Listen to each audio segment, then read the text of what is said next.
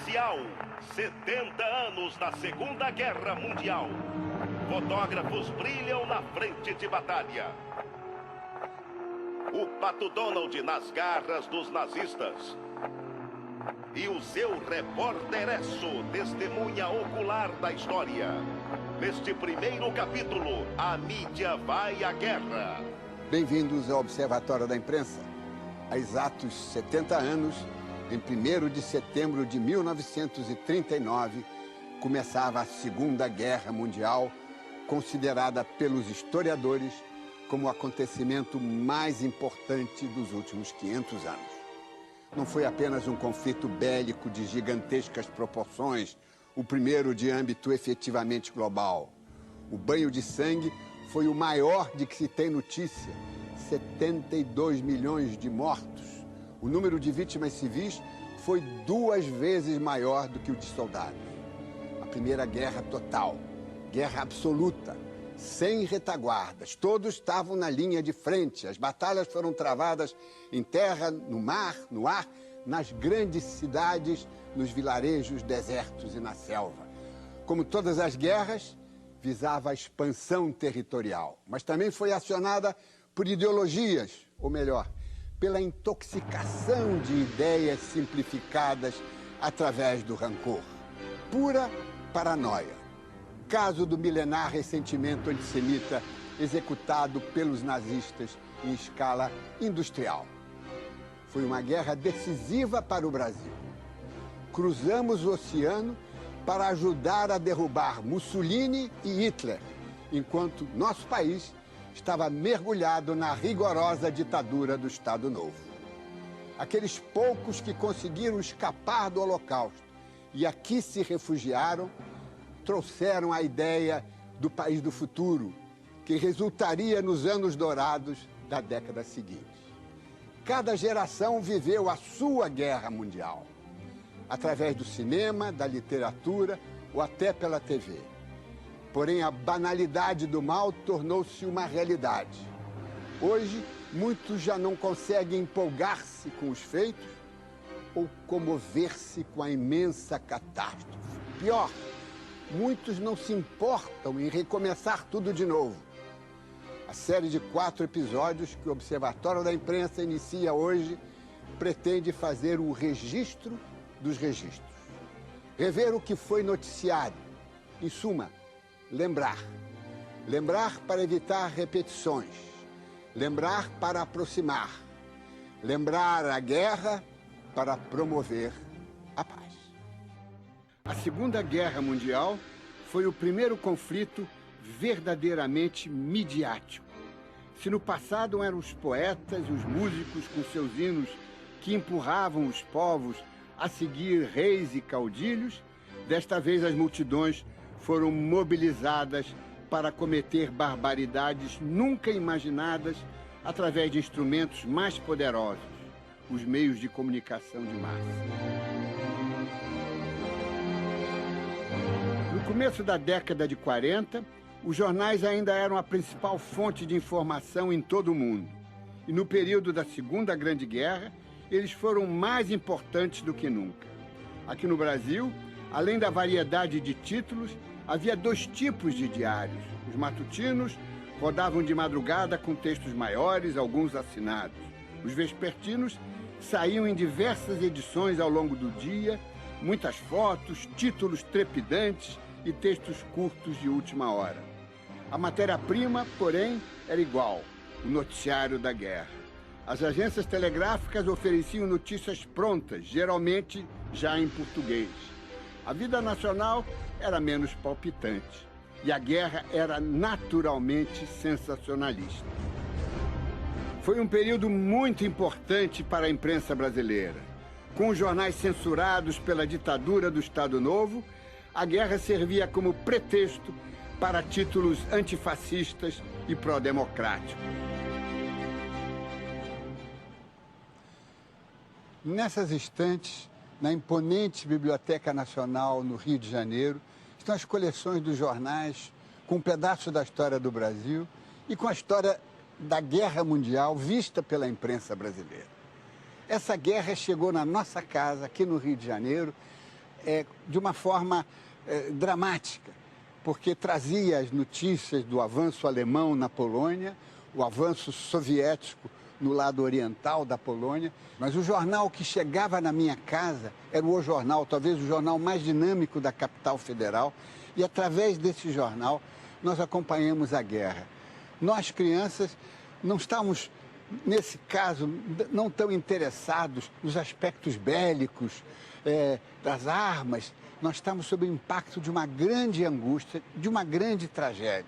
Como judeus, estávamos temerosos pelo que aconteceria com a família do meu pai e da minha mãe, que viviam na fronteira da Polônia com a Rússia. A Rússia também invadiu a Polônia. Estávamos certos de que eles seriam aniquilados por um dos dois lados, como foram. Minha avó, mais de 10 tios e mais de 20 primos e irmãos sumiram no Holocausto.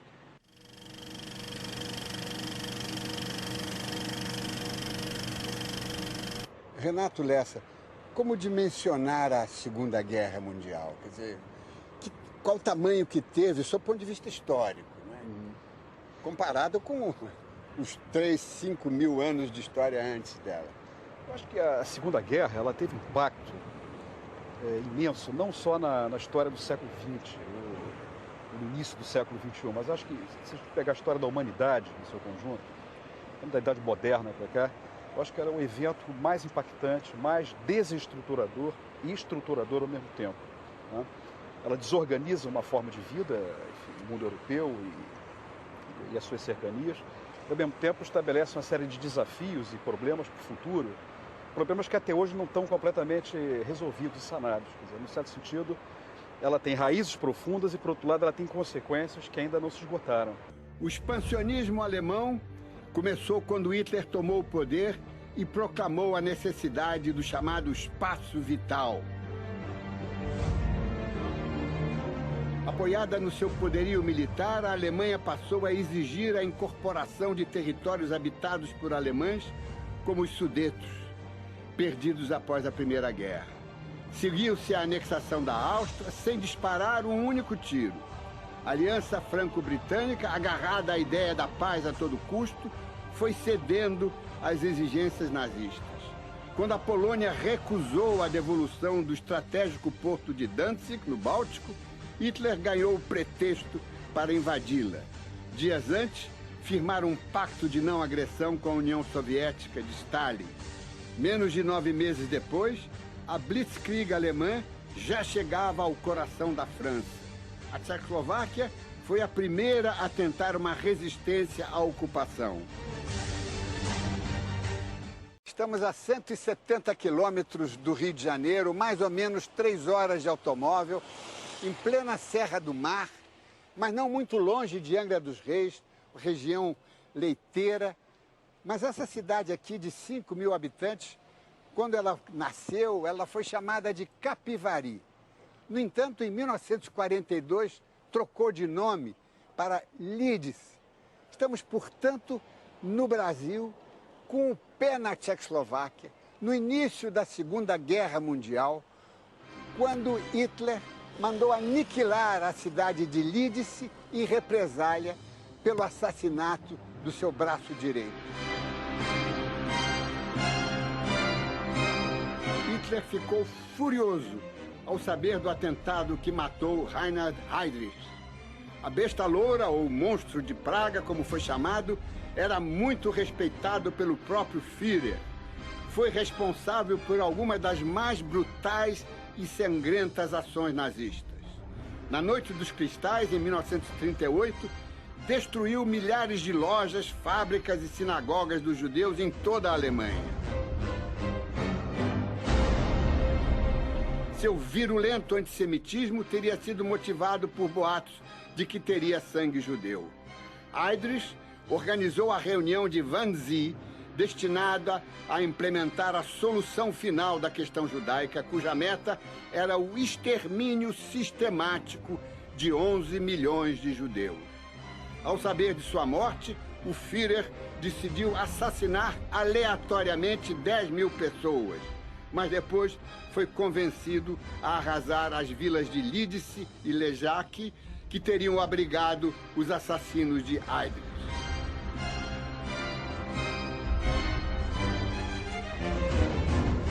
Hitler e seu braço direito da propaganda, Joseph Goebbels, sempre procuraram esconder as violências que cometiam.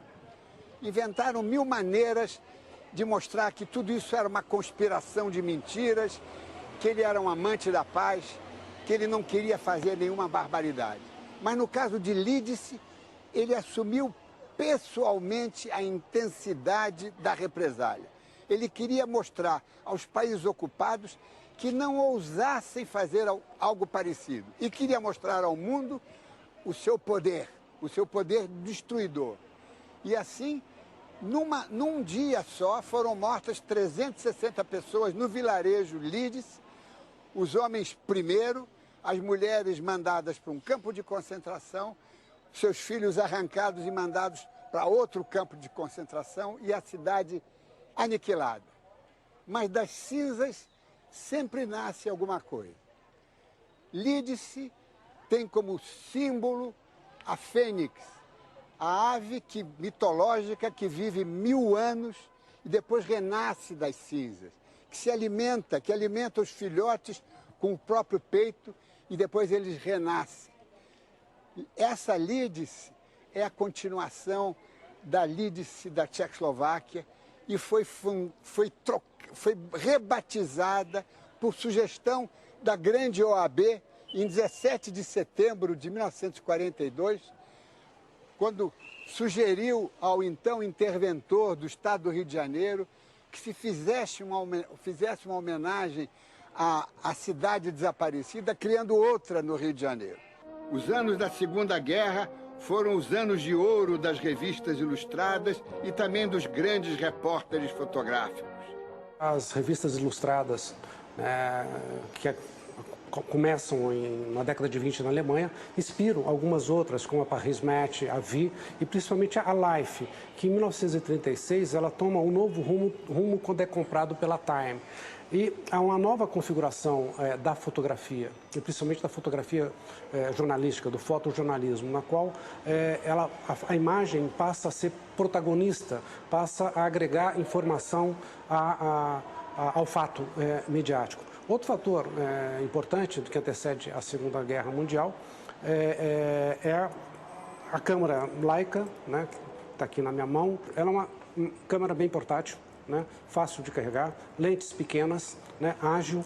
E o negativo que vem aqui atrás, formatado para essa câmera, ele era original do cinema, né, e aí possibilitou, além dessa agilidade da câmera no campo, poder, por exemplo, fazer 36 fotografias no mesmo magazine, enquanto a Rolleiflex, por exemplo, né, é uma câmera de médio formato, 120, fariam somente 12 fotos.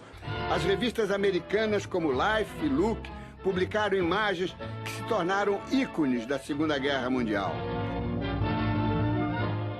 Dentre os fotógrafos, né, que nós conhecemos, algumas fotografias que marcam a Segunda Guerra Mundial, sem dúvida a capa vai contribuir com algumas delas, né? O desembarque na Normandia, quando o filme que ele fotografou, sobraram não muitos negativos e tiveram um problema no procedimento laboratorial e se tornaram um tanto quanto tremidas. Isso deu mais ação, né, àquelas imagens. É como se o fotógrafo estivesse realmente muito próximo àquilo tudo. E dele são várias outras fotos, com a morte de um soldado norte-americano numa janela, quando o sangue escorre, rebatendo uma luz, né, refletindo uma luz que vinha do lado da janela, do lado de fora. Essa foto vai ser utilizada junto com uma sequência que ele faz dessa imagem, desse momento, né, na revista Life, né? Ela junta e faz uma espécie de narrativa temporal desse pequeno ato. E ele estava ali, ele estava na mira de um possível fuzil alemão. Temos outras imagens também que marcam a guerra, né? A foto do Joe Rosenthal, né, na subida do Monte, a tomada do Monte Suribachi, né? É uma foto clássica dos marines, né, fincando a bandeira norte-americana. Essa imagem, assim que bateu nos Estados Unidos, ela já se tornou manchete de vários jornais. Outra imagem importante também que marca o final da guerra é um beijo, né? Um beijo de um marinheiro, né? Uma foto de Alfred Eisenstadt, já no solo norte-americano, né? Um beijo realmente fortíssimo, né? A mulher está curvada, etc., né? É uma espécie de felicidade do final da guerra. Mas tem uma outra imagem do final da guerra que não é tão feliz assim, que é a imagem da bomba de Hiroshima. Havia fotógrafos japoneses no dia 6 de agosto, na manhã do dia 6 de agosto, que fotografaram a catástrofe, fotografaram esse genocídio da cidade, né, de Hiroshima. E nós não estamos acostumados a ver muito essas imagens. Depois do intervalo, cinejornais, a guerra no escurinho do cinema. E na luta pela liberdade, até o Pato Donald participou das campanhas contra o nazismo. O alemão Joseph Goebbels, também ferrenho antissemita, o mais graduado nazista, foi o artífice da doutrina nacional-socialista, o grande estrategista da tomada do poder e chefe da propaganda, o que incluía o controle absoluto de todas as atividades de cultura e comunicação. Inventou a saudação Heil Hitler, símbolo do fanatismo personalista.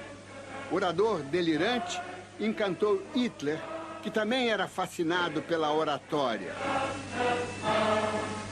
Goebbels, além do discurso fácil que ele tinha, ele acreditava nessa possibilidade de manipulação das mentes.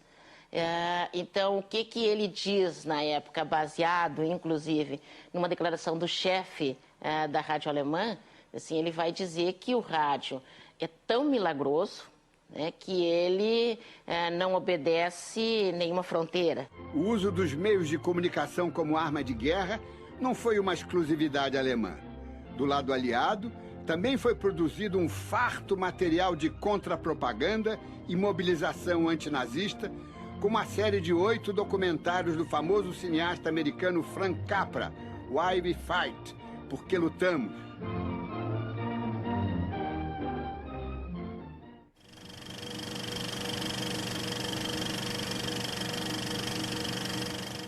A princípio, ele havia sido pensado como uma produção voltada apenas para fins educativos ou para os militares, só que ele vai ser construído com tal eficácia que ele vai acabar sendo levado para o grande público e o primeiro filme deles, que é intitulado O Prelúdio de uma Guerra, de 42, vai ganhar o Oscar de melhor documentário do ano de 1942.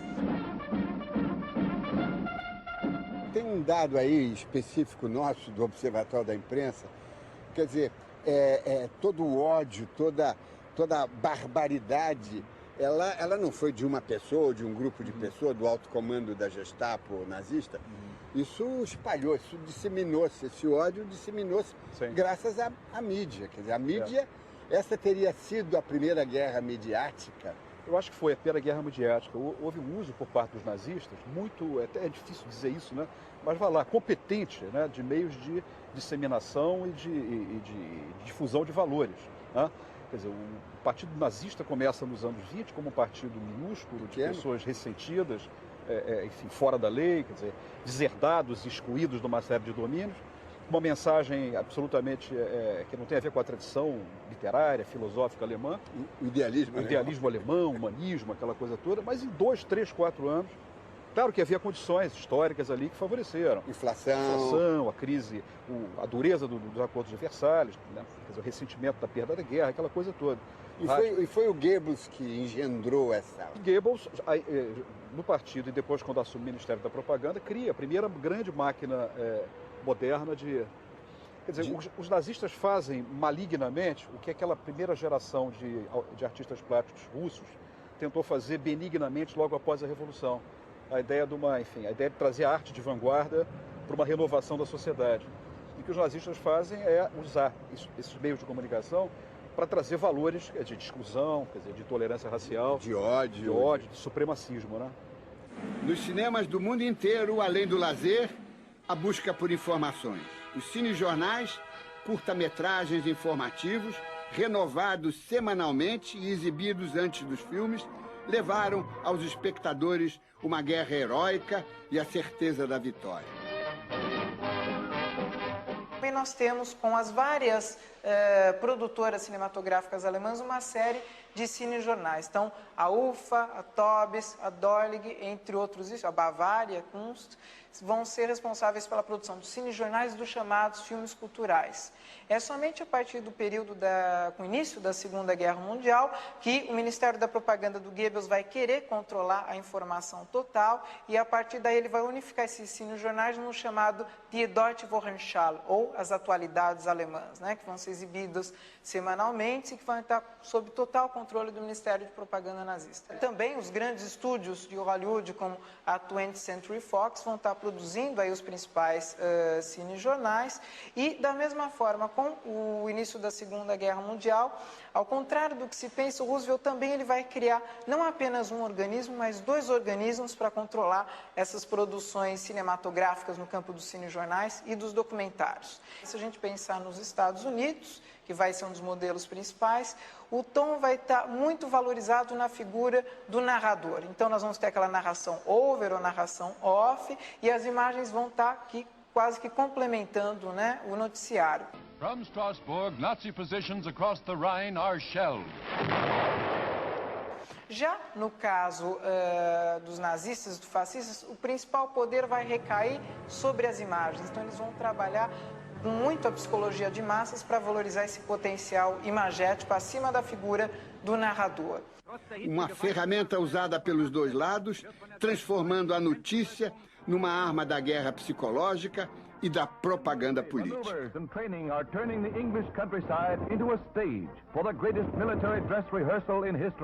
A maior produção do cinema brasileiro, que vai ter um grande impulsionamento, vai se dar principalmente com os cinejornais e os documentários, né? No campo dos cinejornais, nós vamos ter principalmente a partir do golpe, que vai se dar com o Estado Novo, em 1937, e já em 1938, com o Departamento Nacional de Propaganda, sob a chefia do Lorival Fontes, nós vamos ter o Cinejornal Brasileiro.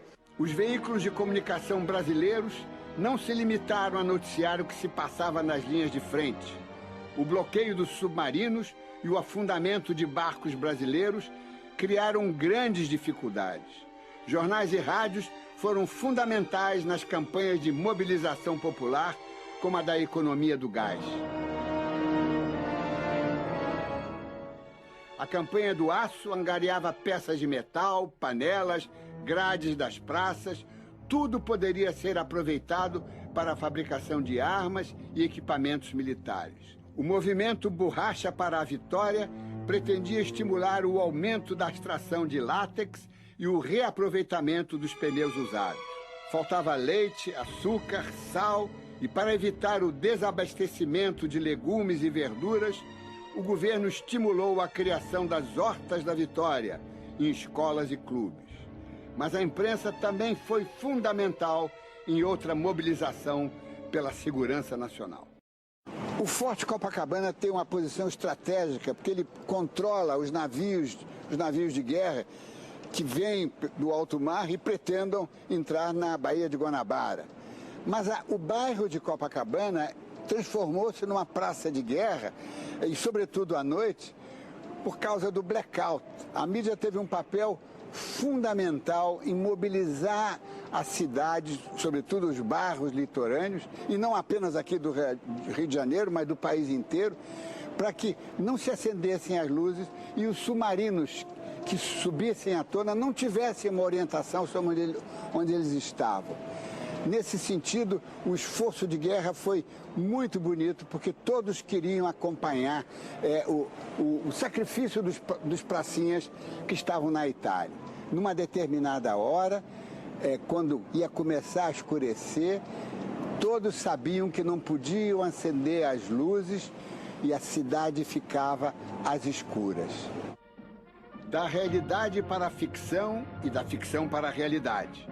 Quando os Estados Unidos entraram na guerra, convocaram aliados muito especiais, os heróis das revistas em quadrinhos. Os quadrinhos eles tiveram um papel fundamental, assim como o cinema também teve, no sentido de servir como uma propaganda para, primeiro, disseminar a importância da participação americana no conflito de uma maneira incisiva. Agora, quando a gente analisa o caso europeu, essa convocação, ela está diretamente associada a uma reflexão crítica bastante, vamos dizer, irônica, quase irônica, ou de denúncia daquela tragédia. No caso americano, ela é uma propaganda, ela é quase um catecismo, assim, ela é quase uma catequese, no sentido de fazer com que a cabeça do leitor se volte para o papel heróico que é a campanha Incursão Americana dentro da luta contra o eixo. Um desses personagens foi criado especialmente para aquele momento empolgante de defesa da liberdade, o Capitão América. Ele é exatamente um personagem criado para ser uma espécie de um braço de uma transformação mais super-heróica, mais fantástica do exército americano. O Capitão América, ele entra como uma espécie de um endosso de que o exército está fazendo por você, ao ponto de transformar um de seus jovens num super-homem, num homem acima da justiça. E, de uma certa maneira, o Capitão América ele vai ser um emblema de todos os valores que a sociedade americana tem como de pureza. Ele é um bom moço na essência, por isso poderia servir tão bem a esse combate contra as forças de Hitler na época. E você tem toda uma literatura, uma produção de roteiros, quer dizer, uma produção de dramaturgia para esse personagem, que é uma dramaturgia muito maniqueísta e onde o mal é encarnado na figura de uma criatura chamada Caveira Vermelha, que é uma espécie de uma sécula do Hitler, e que entra para ser se ele não pode bater no Hitler, ele vai bater no Caveira Vermelha. Embora haja uma capa clássica, inclusive dos quadrinhos dele, dando um soco na cara do Hitler. O Goebbels, que é a figura da comunicação do Hitler, o porta-voz dos assuntos de assessoria de comunicação do poder do Reich, ele aparece, inclusive, também nas histórias em quadrinhos do Capitão América, transformado em uma outra criatura, que é uma espécie de um androide lá, que é como se fosse uma reencarnação do Goebbels, assim. Se os heróis dos quadrinhos foram mobilizados para servir o mundo livre, os estúdios Disney também ofereceram a sua contribuição. Marching and hiling and marching, Hans grows up. In him is planted no seed of laughter, hope, tolerance, or mercy. He sees no more than the party wants him to. He says nothing but what the party wants him to say. And he does nothing but what the party wants him to do. And so he marches on. No desenho animado Der Führer's Face, a face de Hitler, o Pato Donald vive na Alemanha escravizado numa fábrica de armamentos até enlouquecer. Por sorte, tudo não passava de um pesadelo.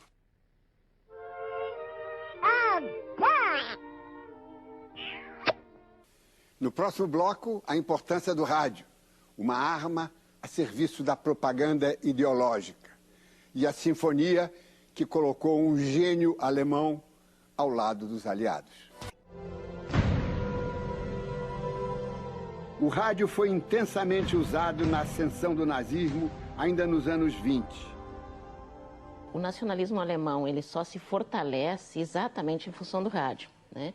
E quando ele assume a Alemanha, isso em 1933, os líderes do nacionalismo alemão, eles contavam muito com essa capacidade do rádio, porque todos eles, e principalmente Goebbels e Hitler, eram homens que tinham um discurso muito poderoso, um discurso muito persuasivo. Então, o que eles necessitam nisso? Eles necessitam propagar este discurso, né? Para propagar esse discurso, nada melhor que o rádio.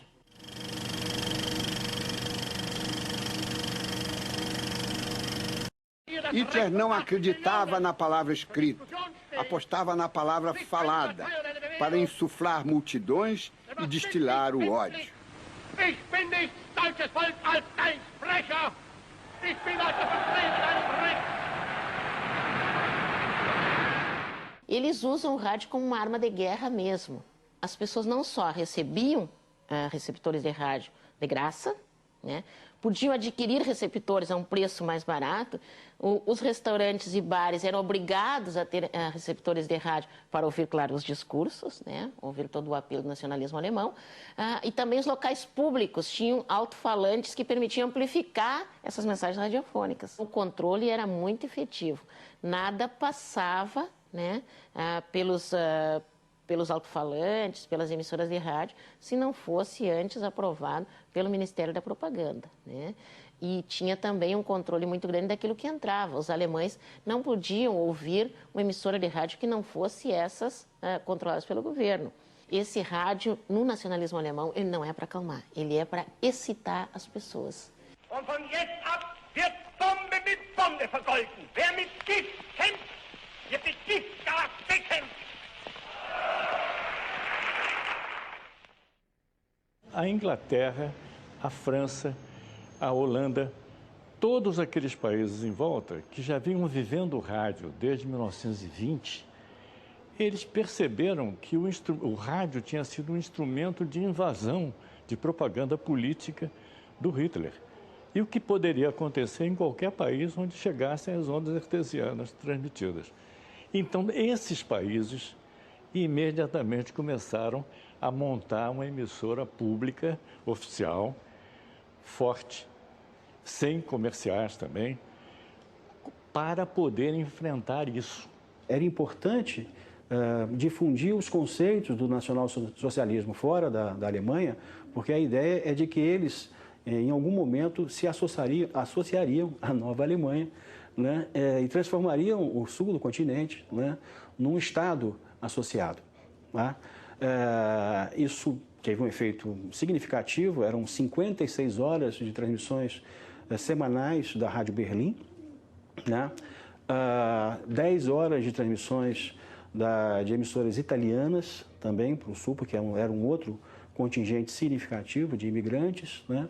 E isso acabou aguçando, né, despertando o interesse dos países aliados, né? Fala Francis Hallowell, correspondente de guerra da BBC junto à FEB, com um programa especial de sambas nascido na campanha da FEB na Itália e preparado nos estúdios do London Transcription Service da BBC, em Londres. Os aliados contavam com a Voz da América, criada em 1942 para levar notícias e propaganda política aos 4 cantos do mundo. Mas nenhuma emissora teve um papel tão decisivo quanto a BBC, transmitida a partir de Londres. Por seus microfones chegavam ao povo inglês as cargas de ânimo para resistir aos devastadores bombardeios diários da Luftwaffe.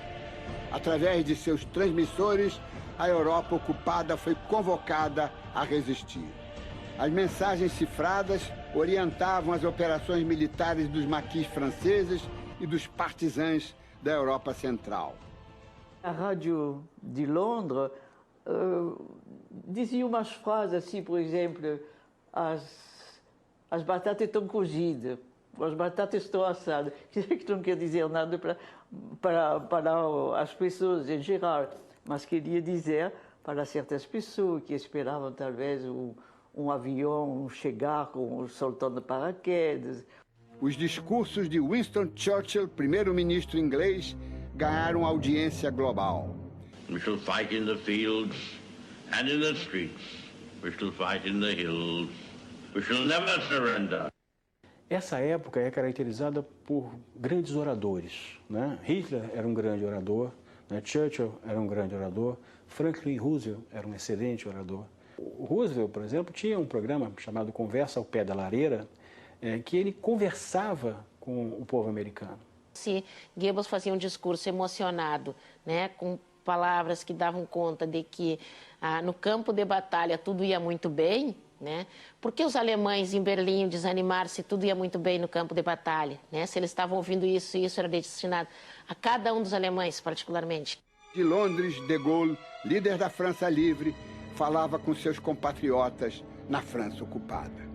Essa rádio BBC de Londres, que nos primeiros tempos era ouvida assim muito pouco, passou pouco a pouco a necessidade de informação e certamente com as notícias da guerra que foram pouco a pouco se tornando favoráveis, as pessoas começaram a ver talvez uma luz no fim do túnel. Uma luzinha muito fraquinha, mas já começava a ver. O nazismo não ia durar milênio como eles alardeavam, né? Então já as pessoas também ficavam mais corajosos um pouco.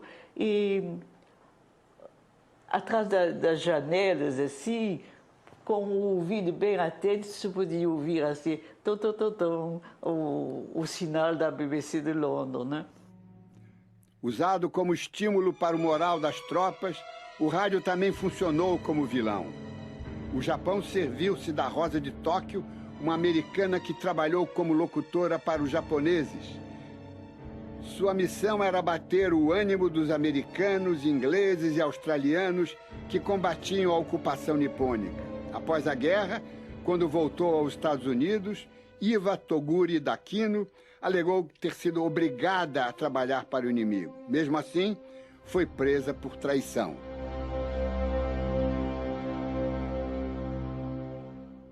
No Brasil, apesar do preço dos aparelhos e das dificuldades de importação, o rádio cresce em importância a partir do início da guerra.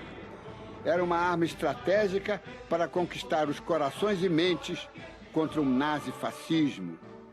Mas foi pelas ondas da PRE-8 Rádio Nacional que chegava aos lares brasileiros a voz da guerra, o Repórter Esso.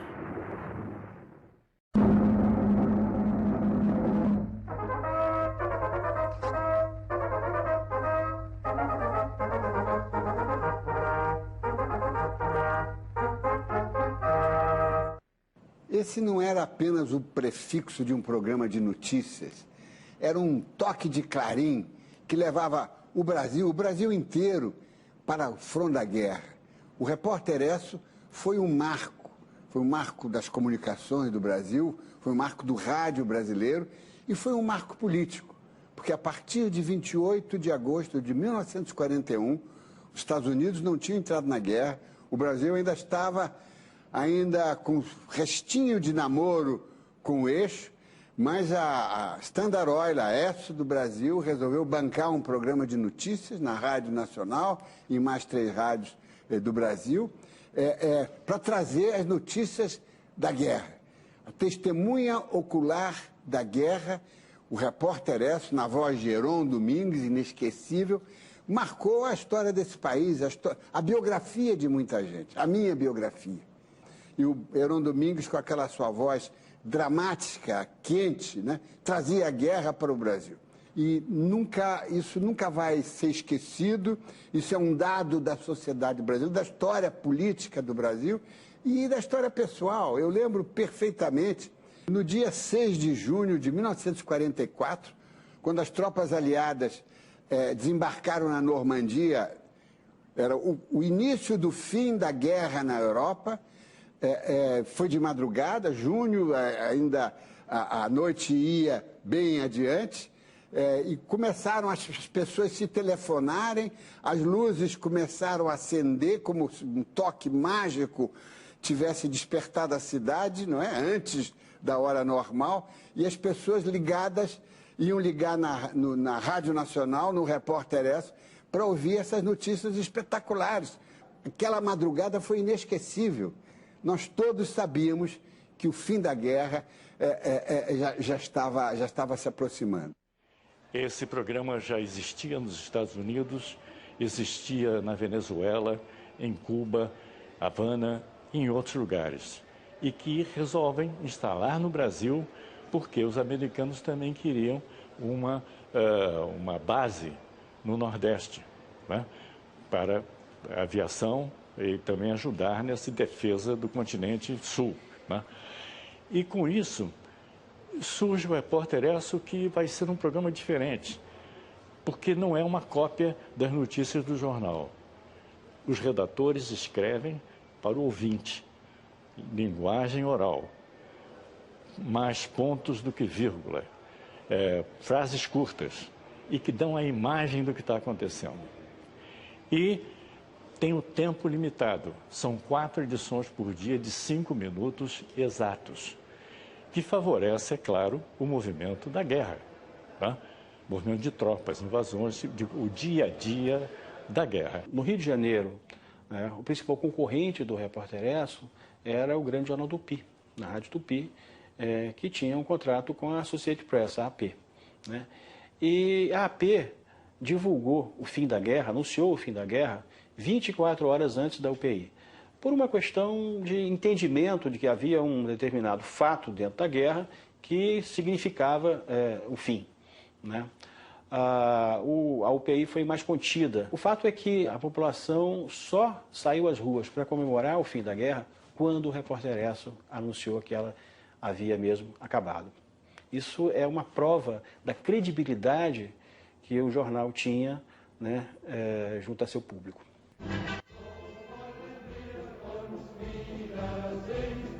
Música e guerra mais uma vez estiveram próximas. A canção Lili Marlene foi cantada tanto pelos alemães quanto pelos aliados. Marlene Dietrich cantou-a em inglês e em alemão, mas sempre contra o nazismo.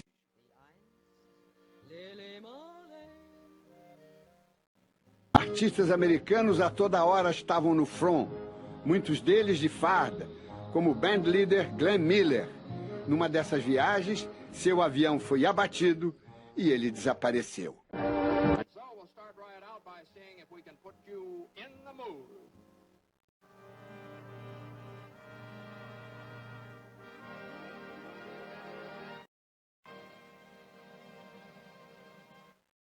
No Brasil, a guerra virou samba, satirizou os ditadores e déspotas e exaltou o patriotismo.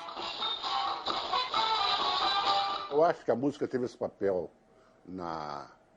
aqui no Brasil porque havia um sentimento patriota. Eu me lembro, eu era bem menino nessa época, mas eu me lembro perfeitamente, as pessoas cantavam com, sabe, dá uma ideia de patriotismo, até aquela coisa, estamos dispostos a morrer e tal, sabe, havia aquela disposição, isso está na música, Tem até um personagem inventado pelos sambistas, Laurindo, que seria um cabo sambista que foi para a guerra e que, enfim, no fim voltou e foi homenageado. Laurindo voltou, coberto de glória, trazendo no peito a cruz da vitória. Mas, enfim, se cantou muito, agora é a coisa bem do carnaval, né? Da música carnavalesca. E que se falava de uma tragédia que havia no mundo, né?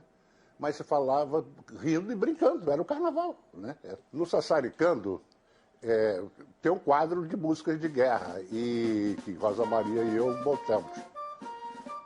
E essa aí é contra Hitler, claro, só contra Hitler. Quem é que usa cabelinho na testa? E um bigodinho que parece mosca, só cumprimenta levantando o braço. Palhaço!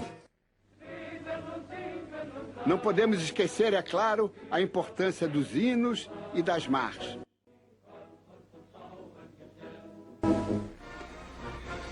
Cânticos que exaltavam sentimentos patrióticos.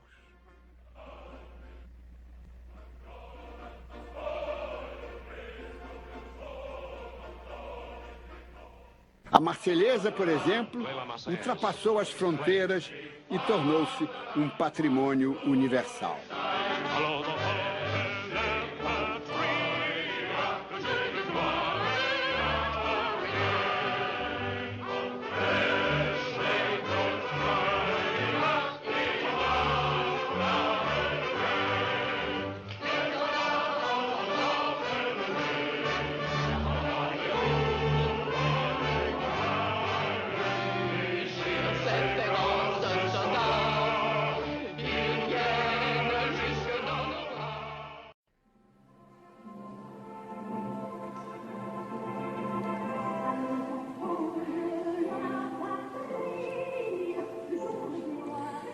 No Liceu Franco-Brasileiro, aqui no Rio de Janeiro, as crianças cantam a Marselhesa, o hino da França, toda semana. É uma rotina que já vem há muito tempo. Mas nos anos 40, durante a Segunda Guerra Mundial, a Marselhesa era cantada pelo Brasil inteiro e talvez pelo mundo livre, porque era o hino da liberdade, anunciando o dia de glória. E eu me lembro de um episódio emocionante. Em 1944, depois que os aliados desembarcaram na Normandia e se aproximavam de Paris. E no dia que Paris caiu formalmente, na minha escola, uma escola judaica, lá na Praça da Bandeira, no Rio de Janeiro, nós combinamos que quando o professor Rudolf Arditi, o professor de francês, que era um refugiado, quando ele chegasse em sala, nós íamos cantar a Marselhesa. Cantamos e choramos junto com ele. Foi inesquecível. 3 notas breves e uma longa.